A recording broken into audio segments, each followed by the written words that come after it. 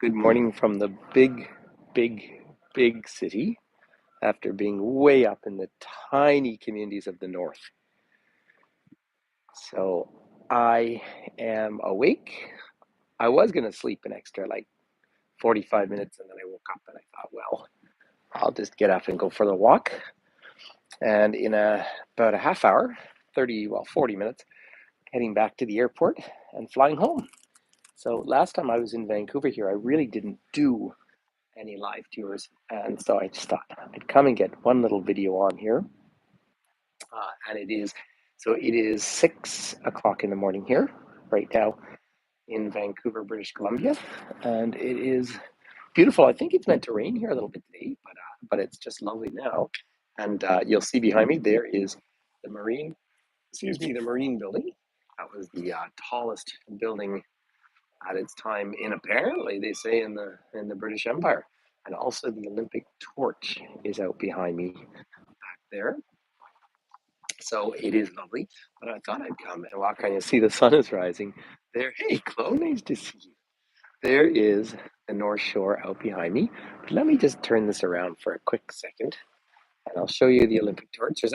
It's a little windy, so I'm trying to keep the wind to my back, but I thought we'd go around and see if any ships have come in overnight from Alaska. Hi, Ronnie. Hi, Nancy. Good morning. Hi, everyone. See, there's that shadowy creature. So we flew down. See, there's only two flights a day down from Yukon. So we took the later flight down. Oh, we booked it well in advance. They're almost always full. Yesterday's flight actually wasn't 100% full. They almost always are full, and they're small. Good morning, Martine. Um, and uh, and we came in, and then our connection to Calgary was for 8 a.m. So we came over here, and this is a bit of product placement. I don't do it much, but anytime I have a chance to eat in Vancouver, I come to this Cactus Club restaurant. Now Cactus Club is a chain based out here in Vancouver, but this one overlooks the largest float plane um, terminal in the world, and we watched sunset over Stanley Park last night, which is pretty fantastic. And the food is just excellent. We had my buddy and I shared carpaccio, and then I had Szechuan lettuce wraps for dinner, in case you're wondering what I was eating. So I just like this view. So there's the Olympic torch from 2010 Olympics, the light coming through right there. And I'm by the Vancouver Convention Center, and I can hear the geese making all sorts of noise because that's what they do first thing in the morning.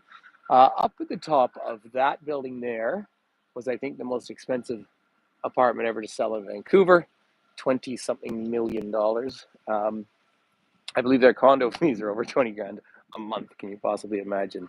Um, Good morning. Hey, Ken, nice to see you. So, this is just beautiful, spectacular Vancouver at sunrise. And I'm looking over to the North Shore there, looking out towards Mount Seymour and North Vancouver. This is Burrard Inlet, which averages 66 meters in depth, which is deep enough to displace the water for those giant cruise ships. So, if you join me, it is a beautiful morning. I hope you're having a beautiful morning in your part of the world. But I do want to come down, just down the steps, the distance. There's a lovely bit of public art that I always like to look at here. And I'll show you the float planes, which will be getting ready to take off fairly soon. They don't fly after dark. And when there's really low cloud, they can't fly either. So those are kind of their factors. But there is massive Stanley Park out there, which of course was home right up to the 1930s. The last Indigenous person who actually lived there. Now, I think the park is a fabulous thing, about 1,000 acres, and it shows great foresight in city planning. However, of course, they removed the people who had lived there for literally thousands of years. This is the land of the Coast Salish, and just yesterday morning, I was up in the land of the Tlingit. They are related peoples.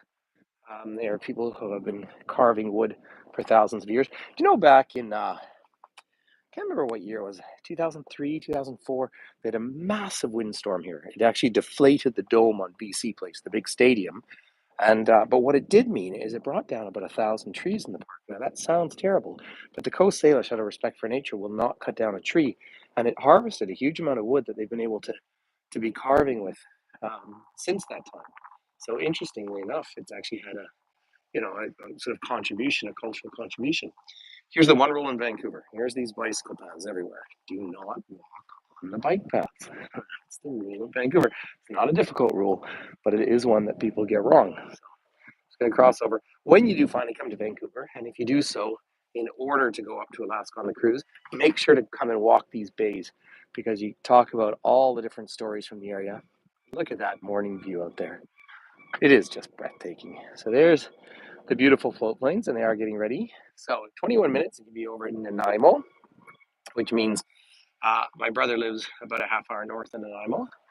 And so I like to fly over there. There is a new ferry that comes in from Nanaimo right into this inner harbor here, which is just lovely.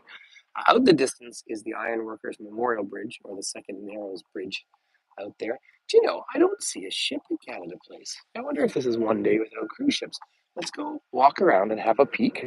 I am just scanning the water because often you will see seals out here in the morning. Out in the distance there is the municipality of West Vancouver, the most expensive real estate in Canada and by some measures the entire world. Isn't that just incredible to think about? But let's wander down here around the convention center. There's lots of people up and about, so it makes me think people have plans today. Oh, this is cool. Spirit Diver. He opened Western Canada's first dive shop in Vancouver at age 15 and went on to be a world famous inventor. Huh. See, you learn something new every time you come around here. So it's nice to have you on this morning. Sorry, it's just a little bit of wind. I almost should have worn my toque just to cover up my earphones. It is 8 degrees, and I've been getting up into freezing every day in the north. Here's just a nice map of BC. So yesterday morning, those of you who joined me, I was way up there in Skagway, right up there. Now I'm way down here. So British Columbia is the size of France, Germany, and I think England all put together. So Greater Vancouver is about 3 million people. Vancouver Island is about 1 million. That means in the rest of this gigantic territory, there's about 1.5 million people. So British Columbia is a massive, massive area full of wilderness in the true sense, and really in the true sense of the word, because 60% of this province is covered in mountains as well. And a very fit city, of course, people out running.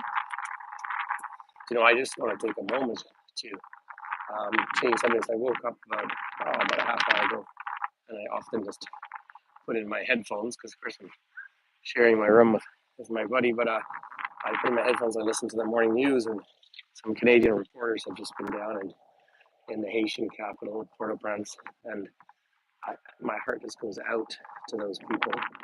That city has just descended into pure anarchy and beyond food insecurity and the threat of famine, and and totally beyond the control of so many people. And I just think it's just one of those powerful things to talk about in the morning when I'm here in one of the most expensive, but one of the wealthiest cities in the world as well, right now. And so just a warm thought to the people who are just every day trying to survive. And also the contribution. This is such a multicultural society, and it makes me so proud. Last night we sat down for dinner, and there was a table behind us speaking Cantonese, and another one speaking Punjabi, and everyone's smiling and laughing. And of course, across this country, particularly in places like Montreal, Haitian Canadians have made a huge contribution. So when people are given a fair chance, it's amazing how they can flourish. So anyway, just a comment that I thought was worth mentioning. There's the two lions up at the distance, those two mountain peaks up there. There you go, hence Lions Gate. And if I curve around here, you will see the Lions Gate Bridge in the distance, right down there. And that was built, of course, by the Guinness family. And I will be in Dublin's Fair City in about 10 days or so, something like that, 12 days. And that is, of course, that family had a huge impact on the history of the city. Vancouver is a young city for such a world famous city. 1875, you can kind of plot it out, but it was established as Granville, and it was a small lumber town. I guess it was all old growth forest. Boy, it doesn't look like that now. And when I do wander around here, just coming into view is Canada Place. And you know what? There might not be a cruise ship in today. If that is the case, it's the first day like that. Hey there, Paula. Good morning to you. Nice to have you here. So, Paula, this might be the one day you can actually see the sails of Canada Place. Canada Place was built when they had the World Exposition here in 1986. And that really is one of the important moments of change in Vancouver. There's the water drop, so I'll have to take a picture of that. Yeah, I think this must be the one day of the week where there's no cruise ship in, which doesn't necessarily mean there's going to be no days without ships, no days with ships in Skagway, because some come down out of Seward, which is really the port for Anchorage. But there she is. So there's Canada Place. It was expanded quite a number of years ago because, of course, when I was here last week, I think there were 5 ships up along here. Well, yeah, I'm surprised because usually they start unloading at 7, which means the ships would be in here by 6, but maybe not. Very interesting to me. Um, yeah, the light is just gorgeous this morning. It really is. And a bit of a low haze. There is a chance of some rain. I'm going home to Banff to some rain this week, which is just fine by me. In fact, the other thing that was on the Canadian news this morning was specifically how Whitehorse itself is working on fire mitigation all around that wilderness city.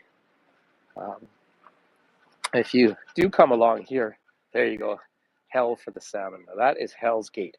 You have joined me before on live tours up in noisy goose above me in Hope, British Columbia. So about a 45-minute drive inland from Hope is Hell's Gate, the narrowest portion of the mighty Fraser River, as they say, the greatest salmon river.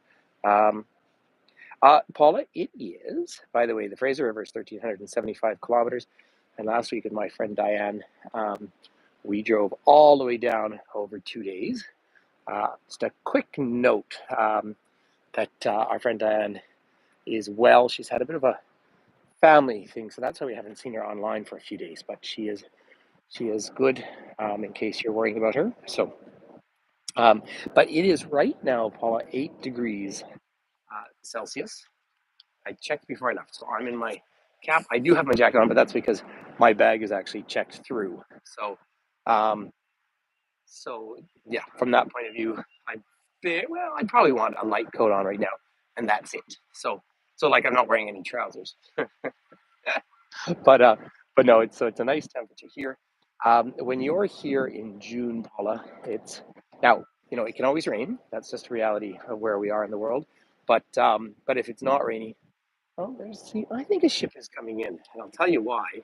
Because there's the buses that do the shuttles. That's APT, Asia Pacific Tours. That's a big Australian company. So my gut feeling, we'll go have one look around the other side. Look at this spectacular light. Now, a tiny bit of haze in the sky, but I don't think there's any big fires around here. There are in the far north. Now, this is a very important. So there is the Marine Building, and there's so many little things to take note of. But you will see up on the street here, it says Canada Place, but above it, it says Komagata Maru Place. See that? Let's see if I can zoom in there. That is a story that, that is a story that I have told before, and it's not my story to tell, but it's one that should be told. That was back during the Empire days, because theoretically under the Empire, there was one could move around the British Empire anywhere they wanted to, but to control the migration of undesirables, they instituted a contiguous journey law. So what's the contiguous journey? Well, they said you cannot stop between places in the empire. What it meant is the Kamagata Maru came over from India to come and dock here, and they stopped them in the port and said, oh no, you stopped along the way, you stopped in Japan, and they literally turned them around and kicked them out. And of course, Indian Canadians, and particularly Canadians from Punjab, or Punjabi origin, have contributed enormously to this country. And so it's a significant bit of history as well. If you look back, there is the water drop. Hi, Cindy, nice to see you. So here is beautiful Canada Place. Now, I'm not going to wander around the whole thing because I am watching my time, and I do need to get back and dig my friends out of bed because our flight home, so let's say it's about 6:15 in the morning here. Our flight, I can't even walk around, the gate's closed at the moment, that's interesting. But our flight leaves at 8:10. Of course, we already have boarding passes and everything. So 8:10 back up and over to Calgary.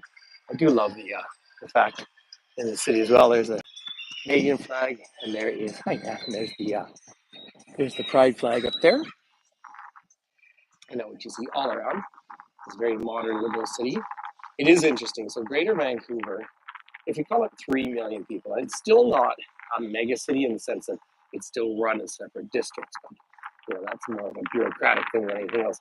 But they are counting on this city over the next 20 years growing by 1 million to 2 million people. And so they are trying to bring in the infrastructure for that necessary. So there's another train line. Remember, we are in a major earthquake zone here, not a minor zone. And so they dig these underground train systems deep, deep, deep underground with the ability, theoretically, to withstand major earthquakes. And so we'll see if that, we don't know till it happens, of course. So there's the waterfront station down over there. And you can hop in there and be out to the airport in exactly 20 minutes. And it's those modern trains that don't have drivers or anything. So my my alarm went off. That was my backup alarm in case I didn't wake up, but I always wake up. Yeah, there is no cruise ship in this morning, but I'm sure they're expecting one because there's the Port Authority heading out. That is really interesting to see. Hi, Michelle. Good morning to you. It is a lovely morning. It's a lovely town. Yeah, the Port Authority. So this whole dock area is controlled by the Longshore. It is one of the most militant unions. Yeah, I am one. It is one of the most militant unions in Canada, and it's a pretty damn good living. But it does mean that a dock worker can afford a house in Vancouver, which is good news. Hi, Faith. Good morning. But yeah, it's interesting. I mean, now down here is the old waterfront station. So you'll see there's actually freight trains all the way in this coast. But this is where the little boats come across from the North Shore. And I think that's just a wonderful thing. Lonsdale Key over in the North Shore is a place that I do highly recommend as well, because you get the great views back. And it's only a 15-minute crossing. You buy a little sea bus ticket. The all of that stuff here in Vancouver can be a little annoying, I must admit, where all those stations they're just not as intuitive as they should be because they have a zone system. You figure it out, but I think they could make them a little more intuitive than they do. Why don't we let me see how am I doing for time. Why don't we wander around Frontier? So yeah, we'll wander back around onto Cordova. This street here that I'm looking up is Howe. Howe is not C.D. Howe. He was kind of the minister for everything during World War II in Canada, but actually Howe, who was on Captain Vancouver ship. Of course, Captain James Cook came up the outside here. There was almost a war between Spain and Britain out at Nootka Sound on the west coast of Vancouver Island. The Spanish came up with Quadra all the way from Lima to try and find the Russians. They never found the Russians, but they found, well, the early English settlements. But anyway, that fortunately didn't turn into war. Yeah, the gates haven't even opened. Now, this is a holiday, incidentally, in Canada for all you Canadians on board. Happy, we'll call it May Long. Or, as we used to call it back at university in Alberta, we we call it May 24. Now, I don't know if I have Canadians on. I know Ken's here. Ken, do you remember May 24? It's because a 2-4 is what we call a flat of beer, 24 cans of beer. And so you would get those. And now all the campsites in Alberta, or certainly around Banff, actually ban alcohol over this over this weekend. And we're not famous for sort of overindulging, but it does happen. Sorry, better get across the street here. But it is officially, I just heard, hold on, I'm going to move around. I think maybe a ship's coming in. But so that's the Victoria Day long weekend, but it is technically a celebration of Queen Victoria's birthday. I don't know if she's amused or not, but yeah, so that's just kind of a funny little thing. So, but it's nice when it's quiet in the morning in a major city like this. Now tonight is a very big day here. There's the Lions Pub, by the way. Paula, they actually have quite nice food. Um, Although there's so many other restaurants to try, for diversity here. But excuse me, I still have the tiny bit to look off. There's the police, but it is, surprisingly quiet. And well, there's these fancy apartments. The native neighborhood I'm in here is Cole Harbor, And it was obviously where coal came in. I'm just going to cut through down here. It's obviously a little food venue set up here. But I did just hear a horn. Yes, this is a big game. So this is Edmonton and Vancouver, game 7. So we are all pretty much collected. I shouldn't say it too loudly here, cheering for Edmonton. However, should Vancouver win tonight, then it will be, and we will cheer for Edmonton right through to the final. There'll be 2 more rounds, but Edmonton probably has the 2 top players in the world right now, McDavid and Draisaitl, and also the Edmonton team is about 80% Canadians, which is just an interesting point. If you're staying in Coal Harbor, yeah, there's lots of nice hotels here. They're all overpriced. Uh, Hotel service is excellent here because people do it as a career. The front desk, and they tend to be unionized as well. So there's a lot. I'm very respectful of the people who work in the hotel industry, and I always just find them so nice, and they tend to be very collegial and warm with each other. Okay, I don't know. I just heard a horn. There has to be a ship coming in because the port authority is heading out this way as well. So who knows? Because I always expect them to be fully docked by now. But yeah, I don't know. Well, how about one other peek? I have to start heading back. I don't know if by chance Polly were staying at the Pinnacle Hotel. That's where we stayed last night. I stayed there a lot actually. It's a little tired, but it was only $350 or something. That's what it is this time of year, unfortunately. Um, oh, the Faith. Sorry, hi there. The Disney Wonder is coming here, is it?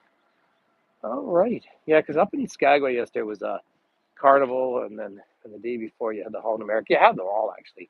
Um, the Coal Harbor Hotel. That's not actually a hotel. That's a shelter for people in marginal conditions. You'll see there's the Fairmont Pacific Rim. It has art written up on the side of it, or poetry, and then there's the Marine building there. I actually don't.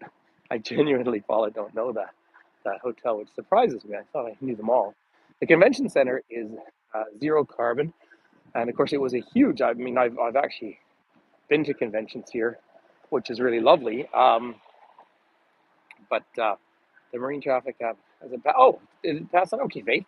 Let's just go around the other side here, and we'll have one little peek, and then I am going to have to let you go because I have to take taxi. Now, when there's the train is literally from here $4.50 or something out to the airport. It's $8 to come in, so it is worth it. It's always on time. But as this is a holiday Monday, the taxi will be about $26 or something. So we'll just hop in the cab, and again, we don't have to check any bags because they're already checked in. Look at that apartment up there. That'd be sort of a cool apartment to have. But let's go see if we can see this ship just sneaking in here. That's fun. You know what, Faith? That's great. Um, the Coast Coal Harbor. Yeah, um, but yeah, there's lots of. It's just so many of these hotels now. It's amazing how busy they are. Now the Canadian dollar is quite weak at the moment, so if you're coming over with euros or US dollars, the prices aren't quite as ominous as they sound. And food, again, alcohol is very expensive. It's taxed here, and many people just opt for cannabis. Was interesting. We drove up from Skagway yesterday, and the lady at the Canadian border patrol was quite vigorous in her job. Like, do you have cannabis products? I'm like, no, but you can buy them in Skagway. You can buy them in Yukon. Just can't cross the border with them. That's always a little bit of a funny thing. Sorry, I'm just. Oh, there it is. There you go, Faith. Good stuff. Here comes the cruise ship in right now. There we are. There it is, just coming on. It is the Disney. That is a good app. Now, there's the Pixelated Orca, Douglas Copeland, who's a famous writer from this area, the gentleman who coined the phrase Generation X, and forever tied to cities. So there is your cruise ship coming in. That's quite nice to see up there. Oh, thank you. Sorry, I can see someone made a donation. I appreciate that. It's Sorry that I missed whoever sent it. And thank you for those who send you like Canada, me too, for send donations to my website. It's much appreciated. So there is the famous pixelated orca. And we do see orcas. Of course, there's 3 pods that live around Vancouver Island. One that's principally in the Straits of Georgia, which are the straits between here and Vancouver Island. And their populations are doing well. Oh, that's quite a, it is a Disney cruise out there. It's quite a small ship, actually. It is stunning how big some of the ships are. I mean, stunning. So I'll give you one quick little view of this, and then I will head back and make sure my friends are actually up. And let me see. Sorry, just thanks for doing. Oh, it's just in the descriptions. Just on my website, Cindy. Thank you for that. And there we are. So there is the cruise ship going. That's interesting. If it's going to be the only ship in today. Is Anne here? Hi, Anne. Nice to see you. Good morning. There you go. Looking across to North Vancouver. North Vancouver is where they made the minesweepers for World War II. There's a view. And of course, Grouse Mountain at the top of the hill. That's where Kula and Grinder are up there, the 2 bears. And I haven't seen them this year because I haven't gone up, but I'll be back out here. Not really till September, and then I'll be back out a couple times.